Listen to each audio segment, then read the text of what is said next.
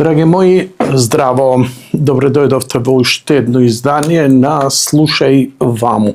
Слушалките моментално ќе ги тргнеме настрана, нема да ни требаат, нема да имаме аудио фајлови, а јас ќе се потрудам, иако е за една недела ова ми е второ јавување, првото беше доста кратко во врска со Гоце Делчев, ама имав инспирација неколку пати.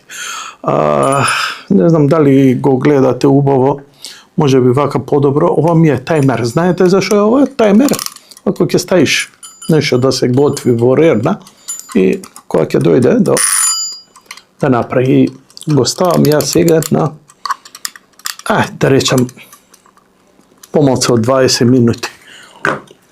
Не можам да се контролирам. Едно добро вечер, мене ми е 5 минути.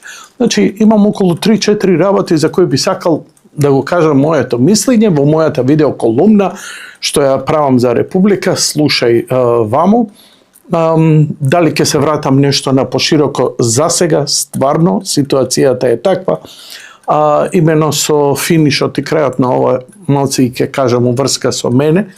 Да, јас сум во една голема и тешка борба, се е во ред, но борба е и се надевам дека ќе се изборам, мислам, како и за се, нема губење надеж и се со благодарност. Океј, да се вратиме на дневната политика која не држи фокус на оваа рамнина у овој свет. Драги мои пријатели и пријателки, можевте да забележите дека доста имаше на политичката сцена разни работи. Мене една вест ми се протна и ми ја нема скоро никаде. Зошто и како мене не ми е јасно. А тоа е следнава вест дека унгарците веќе го потпишаа договорот на векот. Доаѓаат 150 електрични автобуси за да не се туркаме во стари канти. Икарус. Малку да прозборам зборот два за Икарус. Икарус е унгарска компанија. Многу, не знам, совесни и несовесни работи. Читав како коментари на објавата на Facebook, те било вака, те било онака. Вака. Она е почеток на 20 век, направена компанија од Унгарија, приватна компанија, која за време на комунизмот станува државна, тогаш вработува понекогаш и 10.000 луѓе. Икарус автобусите ги има и низ целиот Балкан, вклучително и Македонија. Во меѓувреме кинезите настапуваат на цена, но сега Икарус произведува исклучиво електрични автобуси со кредитот од Унгарија и со ова најверојатно е направен некој добар дел, сигурно и добра цена, плюс тоа е многу поблиску за сервис, за делови, транспортните трошоци, што секако ќе ги намали. И Икарус со своето огромно искуство, верувам дека и нашиве не се наивни, да земат од Икарус неквалитетни електрични автобуси. Не се. Нешто неквалитетно како електричен автобус не постои. Тоа е оксиморон. Автомобилите, знаеме кои не чинеа. Полски Фиат, Фичо, наспрема Стокец и 1300. Кои беа коли, имаа појаки мотори, беа подобро направени. И имаше разлика, ама ќе кажеш, и ова било кола, и ова било кола. Кај електричните е малку поинаку, нема мотор. Има електромотори, има батерија. И нормално има гаранција, има и се. Но што не навлегувам у тоа? Што ме радува? 150 автобуси. Знаете ли што е тоа за градов? Бели дробови. Јас сум центарско дете, мене и здравието ми е упропастено меѓу останатото од загадувањето, од PM честичките. Па со децении во мојата емисија на телевизија се расправавме PM, загадување, автобуси, дизел чинел, дизел не чинел, сега овдека коментари дизел чинел. Ја велам, добре дошле електрични автобуси. 150 на број. Дали требало Лейланд, или требало Ютонг кинеските, или требало ова, или требало она. Мене не ми прави голема разлика. Теориите на заговор тешко ми поминуваат, затоа што демократијата дозволи отвореност и секој оној што ќе се огреши, после ќе мора у гепек да пребегува од државата или да одговара за своите дела, злодела и така натаму. Океј, значи, добре дојде за Икарус, електричните автобуси, автомобили. Што би сакала една Тесла. Пензионер само да седнам и носиме на гиро у Солор. И дремеш, он те носи. Сега идемо у Бегишу на Прасиќи. Ме вози до Бегиш. Зборам за автономното возење. И покрај сите зврчки, Европа му дозволи на Елон Маск на своите Тесла автомобили потполно да го користи автономното возење од највисок степен, што значи возењето веќе уживање. Веќе не седиш со воланот да пазиш што седиш, уживаш во глетките, затоа што има некој кој подобро тоа го прави од тебе. Океј, втората работа за која сакав да кажам, започнаа сезонските работи. Сезонските работи македонците заминаа за Хрватска. Не многу за Хрватска. Да не се лажеме, не идат у Бугарија, не идат у Грција, но идат во Хрватска. Хрватска даде преку 10.000 дозволи, дава во 24-та, 25-та, не 24-та, за 25-та и за 26-та дури и повеќе. Се претпоставува дека 15.000 македонци работат во Хрватска во летниот период. Заработувачката е сериозно добра. Еве, например, една понуда за готвач, пица мајстор, келнер, садомијач во периодот од 25.4. до 39. Значи до 30. септември на островот Крк со сместено обезбедување и со плати од 1500 до 2100 евра во зависно. Да, тешка е работата. Да не се лажеме. Океј? Тешка е работата и по 12 сати се работи, затоа идат претежно млади луѓе.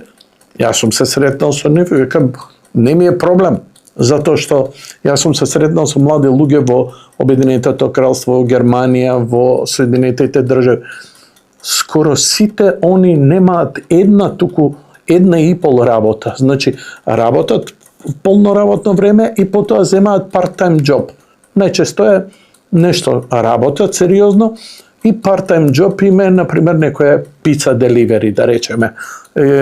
Некои си 4 сати или возат како такси и така натаму, за да заработат што е можно повеќе. Бидејќи овие што се отидени плаќаат сериозни кири.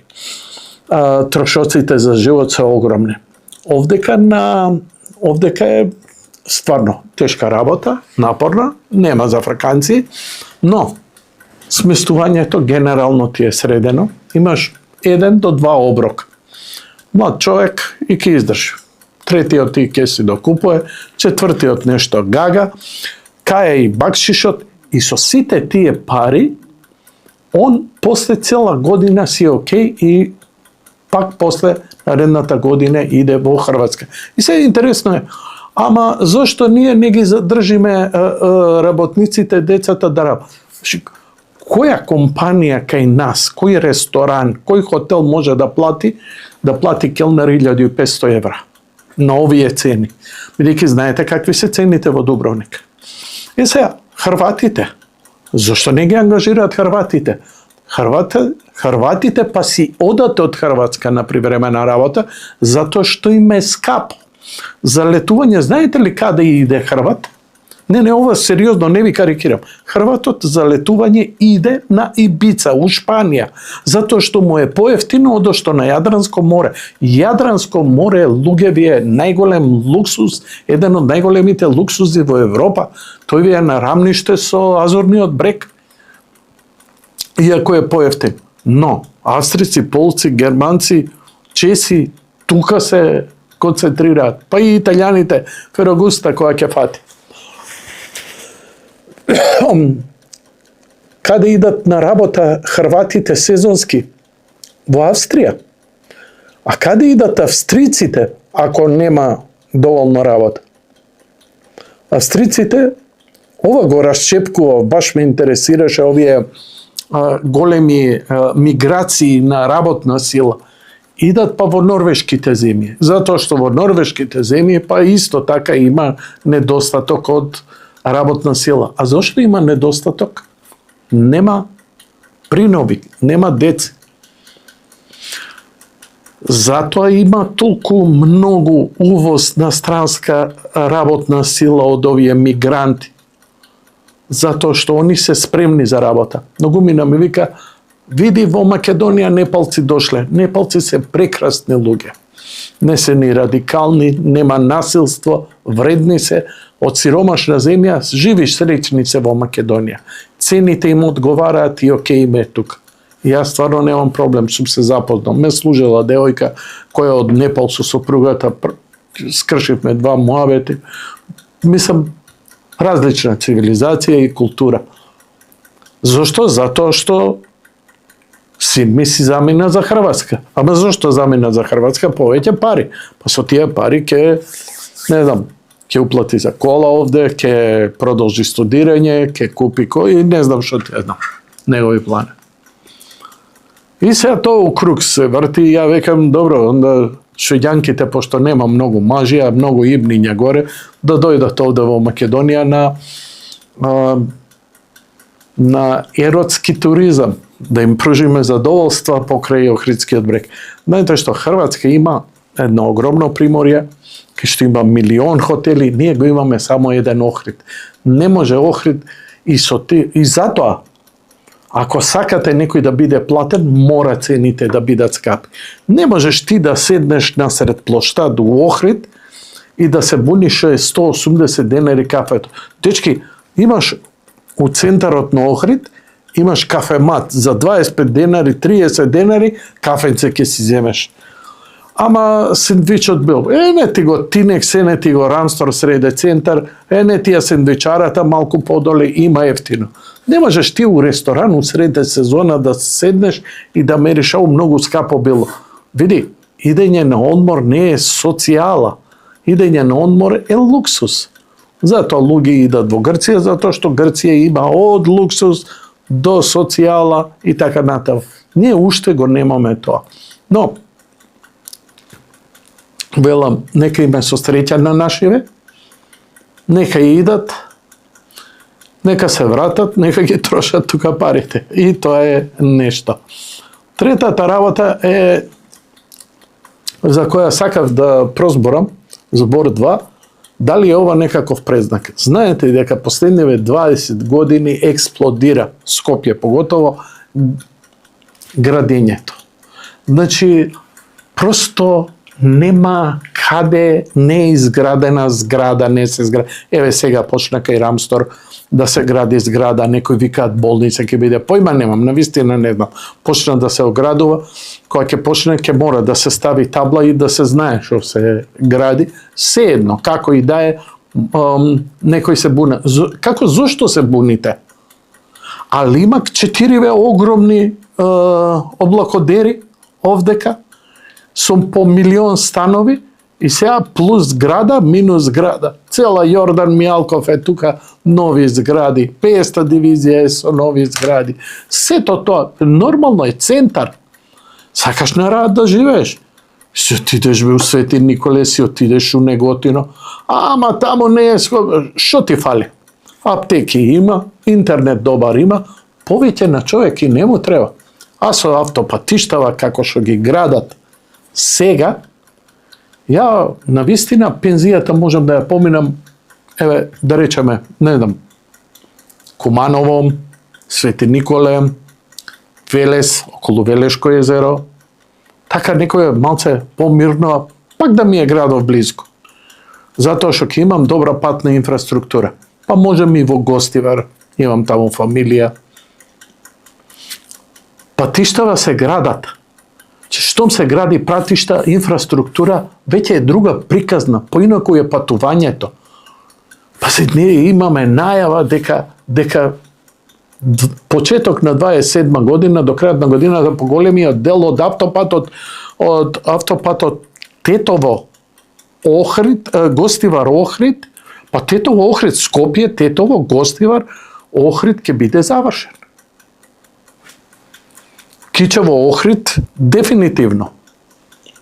Букојчани. Ги видовме овие балконите, терасите што се прават. Стварно грандиозно изгледа. Експресни патишта. Знаеш што, глупо е да ја фалиш влада. Најинтересно е да си опозиционер и да плюкаш. Ама ние, и да, ве разбирам. За се што не ни чини у животот, треба владата да се кине. Прв пат имаме влада што нешто конкретно прави. И што е мојата најголема благодарност, сакам да ве подсетам на едно интервју кој го имав веднаш по преземањето на власта. Вице-премиерот и министерот за транспорт и врски Александар Николовски беше првиот гостин од новата власт, кога дојдоа пред 2 години во мојата емисија, летно време, зборевме. Нормално, телевизијата маргинализирана максимално, емисијата слабо гледана и така натаму, но има неколку работи кои ќе се навраќате, и ја барем се навраќам, за да се подсетам што е кажано и што е потенцирано таму. Зашто се работи? Погледнав у саатот, имам уште 3-4 минути. Зашто се работи? Министерот ми кажа неколку многу битни работи. Ека првиот ден на работа отидов уште у 6 сабајле, ги земав книгите и прво што најдов неколку тешки криминали. Со моите луѓе собиравме материјалите за 3-4 дена на министерот Тошовски, му ги предадовме, кој ги однесе до јавното обвинителство, еклатантни криминали во јавното обвинителство, кои до денеска не се процесирани. Тоа ми го нагласува стално, бидејќи ја стално го подсетувам на тоа што го кажал во мојата емисија. А таа емисија стои на интернет, можете да ја најдете. Знаете кој е датум. Не е моје, јас сега овде да ви ја пикам, но моје, бидејќи зборот ми тежи, оти знам дека ми тежи, бидејќи зборам вистина, сами повелете, проверете си. Некојаш и ќе го направам и тоа, но сега нема потреба. Втора работа која ми кажа. Вика, најдов 12 милиони долари. Како бе, викам, министре, најде Ацо, како е 12 милиони долари. Така, вика, отвори книгата, прв 12 милиони долари. Како бе, така се наоѓа 12 милиони долари у книги бутени. Се смеевме малце, сепак е јади бурек. Вика, прво што почнав да ги прегледувам договорите со големите компании и со најголемите компании, меѓу кои беше ТАВ. Најдов, вика, го прочитав целиот договор. Во договорот има една ставка која ќе го зачиташ убаво, дека после одреден X број години на користење на аеродромите Охрид и Скопје, ТАВ е задолжен не знам, годишно 3 милиони, толку и толку милиони, собрано 12 милиони, да ги инвестира во договор со владата каде што сака. Ми заврши муабетот. Ова беше. Што е поентава? Поентата е дека тие 12 милиона, прво што направи, вика, не ги земав ни за асфалти, ни за некои ситници, ни за нови бироа, туку за реконструкција на болницата 8 септември или за нас позната како воена болница. Зошто е ова важно? Ова е важно, он доживеа семејна трагедија,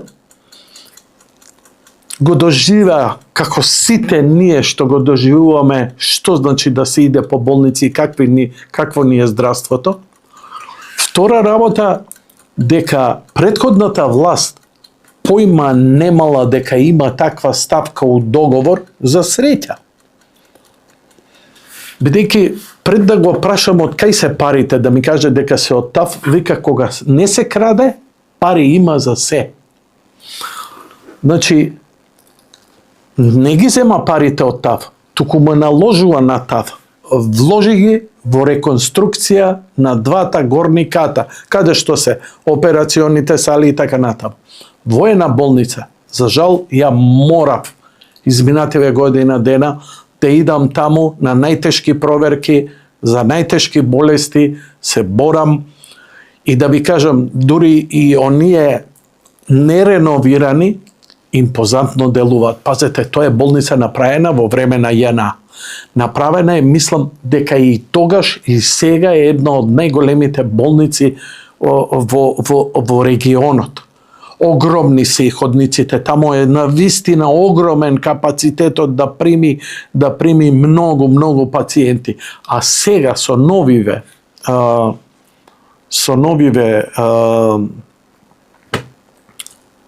реконструирани операциони сали, интензивна нега, тоа делува навистина светски.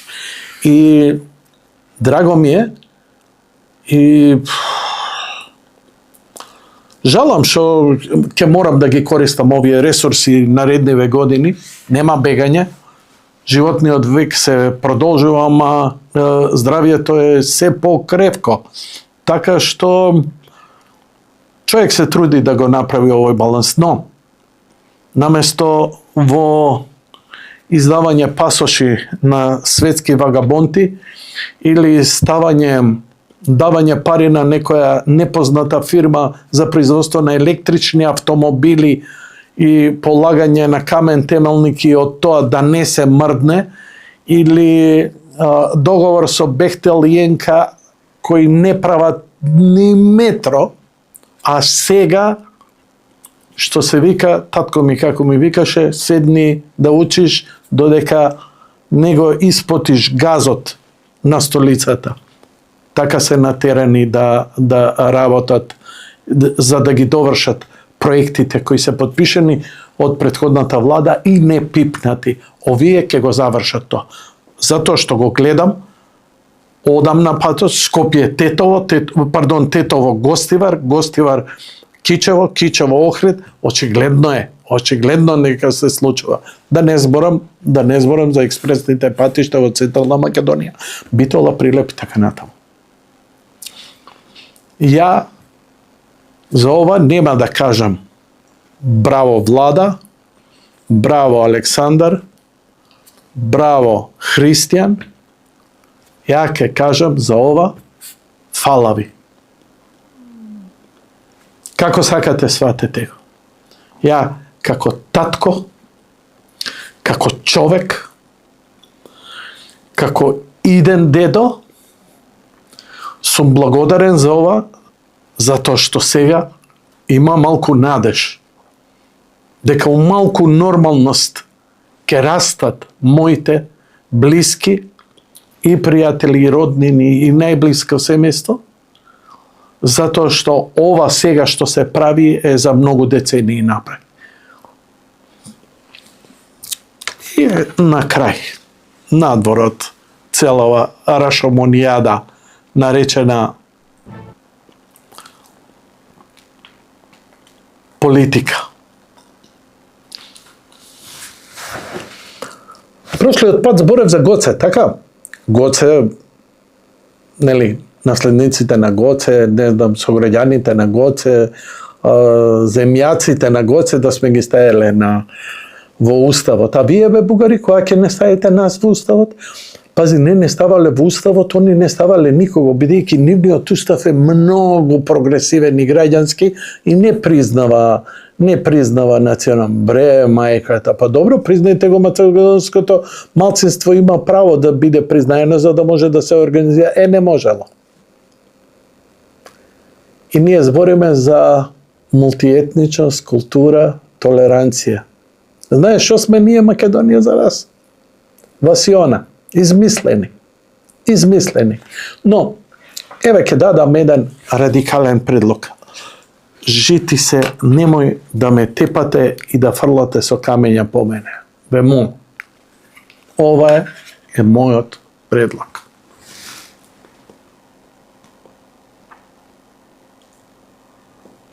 Драматична пауза. Проблемот е како ќе се викаме, што ќе се викаме и еднаш да се заврши. Вака. Гледам дека што и да смениме, име, знаме, грб, ништо нема да помогне. И бугари кои ќе ги смениме ќе дојдат албанци, и албанци кои ќе дојдат ќе бидат срби, и овие грци пак ќе си сакаме вака, сакаме онака. Грците се уште не се задоволни со ова решение за името. На страна што е меѓународен договор. Колку меѓународни договори се... Ова ќе ви кажам. Нека се соберат сите земји на светот, не во Обединети нации. Се македонски конгрес, светски македонски конгрес. Не, светски конгрес за Македонија. Представници од сите земји анонимно нека гласаат, за да нема притисок од појаките, од овие со врски, врз помалите. И нека одлучат, нека седнат и нека одлучат како ќе се викаме. И после тоа, штама? Нема Срби, нема ова, она. Ако сакаат, нека не прекрстат во Фичовци, Цитроеновци, нека не Билбили. Држава Билбил. Ја ќе се согласам. Зошто ова го зборам? Затоа што сум убеден, затоа што историјата покажала дека не можат, дека се работи за апетит, за грабање на бренд. Имавме 2 балкански војни, токму за тоа. Али, драг свету, договори се, ние за мир во светот, секако ќе послушаме. Невозможна мисија, нели? Да. Океј, драги мои, тоа беше се. Успеав пак 27 минути. Ај, чао.